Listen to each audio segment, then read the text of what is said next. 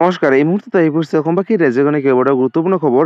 অসমৰ লাখ লাখ ধনী দুখীয়া পৰিয়ালৰ বাবে এটা ডাঙৰ খবৰ। অৰ্থাৎ অহা 10 তাৰিখে লাখ লাখ মহিলাৰ বেংকত সোমাব হাজাৰ হাজাৰকৈ টকা। কিন্তু এই টকা কিহৰ বাবে কোনে কোনে লাভ কৰিব সবিশেষ জানিব। আৰু যিসকল দুখীয়া দৰিদ্ৰ আৰু মধ্যবিত্ত পৰিয়াল এতিয়ালৈকে চৰকাৰী ঘৰ পোৱা নাই তেওঁলোকৰ বাবে এটা ভাল খবৰ। নতুনকৈ লাখ লাখ পৰিয়ালে পাব চৰকাৰী ঘৰ। কিন্তু ক'ত কেনেদৰে আবেদন কৰিব, কি নথি পত্ৰৰ প্ৰয়োজন হ'ব সবিশেষ জানিব। আৰু যিসকল মহিলাই আত্মসহায়ক 10,000 টকাৰ বাবে আবেদন কৰিছিলে তেওঁলোকৰ বাবে এটা ভাল খবৰ। আত্মসহায়ক 10,000 টকাৰ নতুন এখন লিষ্ট প্ৰকাশ কৰিছে চৰকাৰে। লিষ্টত নাম থাকিলে লাভ কৰিব 10,000 টকাৰ লগতে PM কিষাণ যোজনা 20 নম্বৰ কিস্তিখন কেতিয়া দিব আৰু কোনে লাভ কৰিব। লগতে 20 নম্বৰ কিস্তিখন লাভ কৰিব হ'লে বিশেষ কেইটামান কাম কৰিব লাগিব সবিশেষ জানিব এইটো ভিডিঅ'ৰ মাধ্যমত। গতিকে ভিডিঅ'টো সম্পূৰ্ণকৈ চাওক আৰু ভালদৰে বুজি লওক। তো বলক ভিডিঅ'টো আৰম্ভ কৰোঁ। আৰু আজিৰ প্ৰথমটো খবৰ হৈছে ৰাজ্যবাসীৰ বাবে এটা ডাঙৰ খবৰ। অৰ্থাৎ লাখ লাখ দুখীয়া দৰিদ্ৰ আৰু মধ্যবিত্ত পৰিয়ালৰ বাবে এটা ভাল খবৰ। বন্ধুসকল, যিসকল দুখীয়া দৰিদ্ৰ মধ্যবিত্ত পৰিয়াল এতিয়ালৈকে চৰকাৰী ঘৰ পোৱা নাই তেওঁলোকৰ বাবে এটা সুখবৰ। কাৰণ নতুনকৈ চৰকাৰী ঘৰৰ আবেদনৰ প্ৰক্ৰিয়াটো চলি আছে। কেনেদৰে কৰিব, কি নথি পত্ৰ লাগিব আপডেটটো এবাৰ চাই লওক। 31 মাৰ্চ অন্তিম তাৰিখ। ঘৰ লাভৰ বাবে কৰক জিঅ' টেগিং। কি নথি পত্ৰ জমা দিব লাগিব, অৰ্থাৎ কেনেদৰে আপোনালোকে আবেদন কৰিব লাগিব সবিশেষ আগলৈ চাওক। লগতে 31 মাৰ্চ হৈছে অন্তিম তাৰিখ। অৰ্থাৎ চৰকাৰী ঘৰৰ আবেদনৰ অন্তিম তাৰিখ হৈছে 31 মাৰ্চ। ঘৰ লাভৰ বাবে কৰিব লাগিব জিঅ' টেগিং। অৰ্থাৎ জিঅ' টেগিং কৰাটো বাধ্যতামূলক কৰিছে এতিয়াৰ পৰা চৰকাৰে। লগতে কি নথি পত্ৰ জমা দিব লাগিব যদি আপোনালোকে নতুনকৈ চৰকাৰী ঘৰ আবেদন কৰিবলৈ হয়। কেঁচা ঘৰৰ ফটো দিয়াৰ বাবে 31 মাৰ্চ হৈছে অন্তিম তাৰিখ। যদিহে আপোনালোকে নতুনকৈ আবেদন কৰে 31 তাৰিখৰ পূৰ্বে কৰিব লাগিব। আৰু 31 মাৰ্চৰ পূৰ্বে আপোনালোকে জিঅ' টেগিং কৰিব লাগিব কেঁচা ঘৰৰ। লগতে কাইলৈ মুকলি কৰা হ'ব অনদেখা পৰ্টেল। অৰ্থাৎ চৰকাৰী পৰ্টেল মুকলি কৰিব চৰকাৰে। অনদেখা পৰ্টেলত কেঁচা ঘৰৰ ফটো আপলোড কৰিলে লাভ কৰিব চৰকাৰী পকীঘৰ। আৰু এই কথা মুখ্যমন্ত্ৰী ডক্টৰ হিমন্ত বিশ্ব শৰ্মাই নিজ মুখে ঘোষণা কৰিছে। লগতে 27 মাৰ্চৰ পৰা আপুনি নিজে কৰক জিঅ' টেগিঙৰ কাম। অৰ্থাৎ আজিৰে পৰা আপোনালোকে জিঅ' টেগিঙৰ কাম নিজে কৰিব পাৰিব। জীৱিকা সখী বাইদেউসকলে কৰি দিব এই জিঅ' টেগিঙৰ কাম বুলি ঘোষণা কৰিছে। লগতে নিজাববীয়াকৈ কৰিব পাৰিব এই জিঅ' টেগিঙৰ কাম। অৰ্থাৎ কেনেদৰে কৰিব আগলৈ চাওক। লগতে এই 7টা পদ্ধতিৰে আবেদন কৰক চৰকাৰী ঘৰৰ বাবে। অৰ্থাৎ 7টা প্ৰক্ৰিয়াৰে আপোনালোকে আবেদন কৰিব পাৰিব। 1 নম্বৰ হৈছে আপুনি যদি ঘৰ পোৱা নাই এখন মাত্ৰ ফটো তুলি দিব লাগিব চৰকাৰী ঘৰৰ বাবে। অৰ্থাৎ আপোনালোকে এটা ফটো তুলিয়ে লাভ কৰিব চৰকাৰী ঘৰ। দ্বিতীয়তে মোবাইলৰ এখন ফটো আৰু আধাৰ কাৰ্ড থাকিলে লাভ কৰিব বিনামূলীয়াকৈ চৰকাৰী পকীঘৰ। লগতে 3 নম্বৰত ফটো তোলক আৰু ফৰ্ম ফিল আপ কৰক। আৰু ফৰ্ম ফিল আপ কৰি ফটো তুলি আপোনালোকে আবেদন কৰিব পাৰিব। লগতে 4 নম্বৰত আধাৰ নম্বৰৰ জৰিয়তে PM আৱাস যোজনা পৰ্টেলত আবেদন কৰিব পাৰিব চৰকাৰী ঘৰৰ বাবে। লগতে 5 নম্বৰত আছে 15,000 টকা মাহিলী আয় হ'লেও লাভ কৰিব বিনামূলীয়াকৈ চৰকাৰী পকীঘৰ। লগতে 6 নম্বৰত আছে দুচকীয়া বাহন থাকিলেও আপুনি লাভ কৰিব বিনামূলীয়াকৈ চৰকাৰী ঘৰ। পূৰ্বতে কিন্তু বাহন থাকিলে পোৱা নাছিলে। 7 নম্বৰত 5 একৰ পৰ্যন্ত মাটি থাকিলেও লাভ কৰিব বিনামূলীয়াকৈ চৰকাৰী পকীঘৰ। আৰু 7 নম্বৰত আছে জিঅ' টেগিং কৰি থোৱা প্ৰতিটো দুখীয়া পৰিয়ালে পাব এতিয়াৰে পৰা চৰকাৰী ঘৰ। গতিকে লাখ লাখ পৰিয়ালৰ বাবে এটা অত্যন্ত জৰুৰী খবৰ। বন্ধুসকল, যদি আপোনালোকে নতুনকৈ চৰকাৰী ঘৰ আবেদন কৰিম বুলি ভাবিছে তেনেহ'লে আপোনালোকৰ বাবে এটা ভাল খবৰ। আপোনালোকে অতি শীঘ্ৰে অৰ্থাৎ 31 মাৰ্চৰ পূৰ্বে আপোনালোকে জিঅ' টেগিঙৰ কামখিনি সম্পূৰ্ণ কৰক আৰু চৰকাৰী ঘৰৰ বাবে আবেদন কৰক। লগতে ৰেচন কাৰ্ড, আধাৰ কাৰ্ড থকাটো বাধ্যতামূলক, বেংকৰ পাছবুক থকাটো বাধ্যতামূলক। আৰু যিসকলৰ বেংকৰ লগত আধাৰ কাৰ্ড লিংক থাকিব তেওঁলোকেহে চৰকাৰী ঘৰৰ বাবদ 32,500 টকা প্ৰথম কিস্তিৰ ৰূপে লাভ কৰিব। গতিকে চৰকাৰী ঘৰক লৈ এইটো এটা ডাঙৰ আপডেট আছিলে। যদি আপোনালোকে এতিয়ালৈকে চৰকাৰী ঘৰ পোৱা নাই বা আবেদন কৰিম বুলি ভাবিছে আপোনালোকে 31 মাৰ্চৰ পূৰ্বে এইখিনি কাম কৰি লওক আৰু লাভ কৰিব চৰকাৰী ঘৰ। গতিকে চৰকাৰী ঘৰক লৈ এইটো এটা ডাঙৰ আপডেট আছিলে। যদি চৰকাৰী ঘৰক লৈ কিবা সুধিবলগীয়া বা বিশেষ জানিবলৈ আছে আপোনালোকে মোক কমেণ্ট কৰি জনাব। মই নিশ্চয় ৰিপ্লাই দিবলৈ চেষ্টা কৰিম। আৰু আজিৰ পৰৱৰ্তী খবৰটো হৈছে ৰাজ্যবাসীৰ বাবে আন এটা ডাঙৰ খবৰ। অৰ্থাৎ যিসকল মহিলা আত্মসহায়ক 10,000 টকাৰ বাবে আবেদন কৰিছিল তেওঁলোকৰ এই 10,000 টকা কেতিয়া দিব আৰু কোনে লাভ কৰিব। লগতে 10,000 টকাক লৈ নতুন এখন লিষ্ট প্ৰকাশ কৰিছে চৰকাৰে। ক'ত কেনেদৰে চাব আগলৈ চাওক।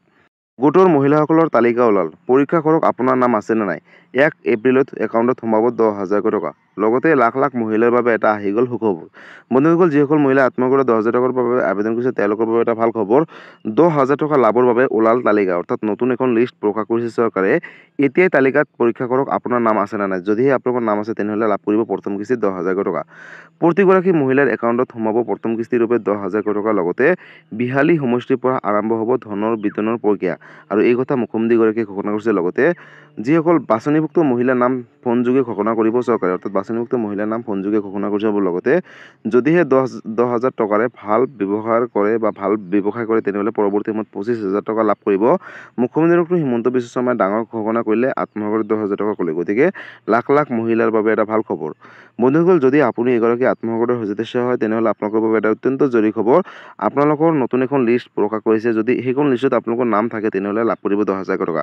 আৰু লিষ্টখন চাবলৈ হ'লে আপোনালোকে ওচৰ চুবুৰীয়া CHC চেণ্টাৰত গৈ আপোনালোকৰ নিজৰ লিষ্টত নাম আছে নে নাই লিষ্টখন কিন্তু চেক কৰিব পাৰিব আৰু ইতিমধ্যে চৰকাৰে প্ৰকাশ কৰিছে যিহেতু 1 এপ্ৰিল তাৰিখে ৰাজ্যৰ লাখ লাখ মহিলাই বেংকত সোমাব 10,000 টকা আৰু এই কথা ঘোষণা কৰিছে মুখ্যমন্ত্ৰী নিজ মুখে ঘোষণা কৰিছে গতিকে এইটো এটা ডাঙৰ আপডেট আছিল আত্মসহায়ক গোটক লৈ আৰু আজিৰ পৰৱৰ্তী খবৰটো হৈছে ৰাজ্যবাসীৰ বাবে আন এটা ডাঙৰ খবৰ অৰ্থাৎ অহা 10 তাৰিখে লাখ লাখ মহিলাৰ বেংকত সোমাব হাজাৰ হাজাৰকৈ টকা কিন্তু এই টকা কিহৰ বাবে কোনে লাভ কৰিব নতুন এটা আপডেট দিছে আপডেটটো এবাৰ চাই লওক 10 তাৰিখ পেঞ্চন আৰু অৰুণোদয় আঁচনিৰ দিন বন্ধুসকল যিসকল অৰুণোদয় আঁচনিৰ হিতাধিকাৰী আছে বা পেঞ্চন আঁচনিৰ হিতাধিকাৰী আছে তেওঁলোকৰ বাবে এটা অত্যন্ত জৰুৰী খবৰ বন্ধুসকল প্ৰতি মাহৰ 10 তাৰিখে অৰুণোদয় আঁচনিৰ ৰূপে 1250 টকাৰ ডিবিটিৰ মাধ্যমত প্ৰেৰণ কৰে চৰকাৰে এইবাৰো তেনেকৈ অহা 10 তাৰিখে লাভ কৰিব ইন্দিৰা মিৰি সাৰ্বজনীয় বিধৱা পেঞ্চন আৰু দীনদয়াল দিব্যাংগ সাহায্য আঁচনিও অৰুণোদয় আঁচনিৰ অন্তৰ্ভুক্ত কৰা হৈছে এতিয়াৰে পৰা অৰ্থাৎ যিসকল ইন্দিৰা মিৰি সাৰ্বজনীয় বিধৱা পেঞ্চনৰ ধনসমূহ পাইছিলে পূৰ্বৰ পৰা লগতে দীনদয়াল দিব্যাংগ সাহায্য আঁচনি যিসকলে পাইছিলে তেওঁলোকে কিন্তু এতিয়াৰে পৰা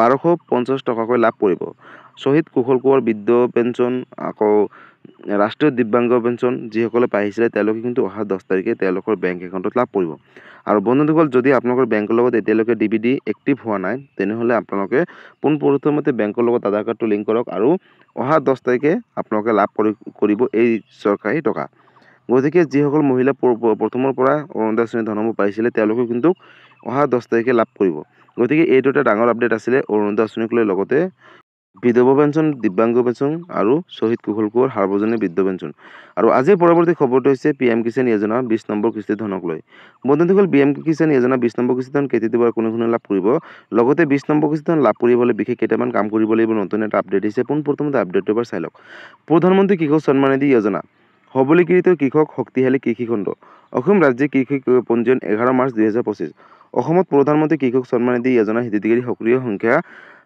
24,87,399 জন বাধ্যতামূলক কৃষক পঞ্জীয়ন নম্বৰ ফাৰ্মাৰ আইডি লাভ কৰিবলৈ নিকটতম কৃষক পঞ্জীয়ন শিবিৰ বা সাধাৰণ সেৱা কেন্দ্ৰৰ সৈতে যোগাযোগ কৰক অৰ্থাৎ বন্ধুসকল যদিহে আপোনালোকে এজন যোগ্য কৃষক হয় তেনেহ'লে যদি আপোনালোকে 20 নম্বৰ কিস্তি লাভ কৰিম বুলি ভাবিছে তেনেহ'লে আপোনালোকে অতি শীঘ্ৰেই PM কিষাণ ৰেজিষ্ট্ৰেশ্যন অৰ্থাৎ নতুনকৈ আপোনালোকে ৰেজিষ্ট্ৰেশ্যন কৰাটো বাধ্যতামূলক অৰ্থাৎ ফাৰ্মাৰ আইডি যিসকল কৃষকে বনাব তেওঁলোকে লাভ কৰিব 20 নম্বৰ কিস্তি ধন অৰ্থাৎ ইতিমধ্যে আপোনালোকক হয়তো আপোনালোকৰ য'ত শিবিৰ আছে তেওঁলোকে কিন্তু আপোনালোকক হয়তো ফোন কৰিছে অথবা আপোনালোকৰ ওচৰ চুবুৰীয়া CSC চেণ্টাৰত গৈ আপোনালোকে কিন্তু নিজৰ নামসমূহ নতুনকৈ পঞ্জীয়ন কৰিব লাগিব যদি সেই পঞ্জীয়ন কৰে তেনেহ'লে কিন্তু আপোনালোকে আহিবলগীয়া 20 নম্বৰ কিস্তি ধনৰ পৰা 3,000 টকাকৈ লাভ কৰিব আৰু 20 নম্বৰ কিস্তি ধন এতিয়া কেতিয়া দিব এতিয়ালৈকে চৰকাৰীভাৱে কোনো ধৰণৰ ডেটটো ঘোষণা কৰা নাই কিন্তু যেতিয়া ডেটটো ঘোষণা কৰে লগালগ মই এটা ভিডিঅ' বনাই আপোনালোকৰ মাজত অৱগত কৰিম আপোনালোকে সেই ভিডিঅ' মই চাই ল'ব লগতে আপোনালোকে সকলোৱে জানে যে বছৰত 3টা ইনষ্টলমেণ্ট যোগেদি 6,000 টকাকৈ দিছিলে কিন্তু এতিয়াৰে পৰা এটা ইনষ্টলমেণ্টতে 3,000কৈ দিব বুলি ইতিমধ্যে চৰকাৰে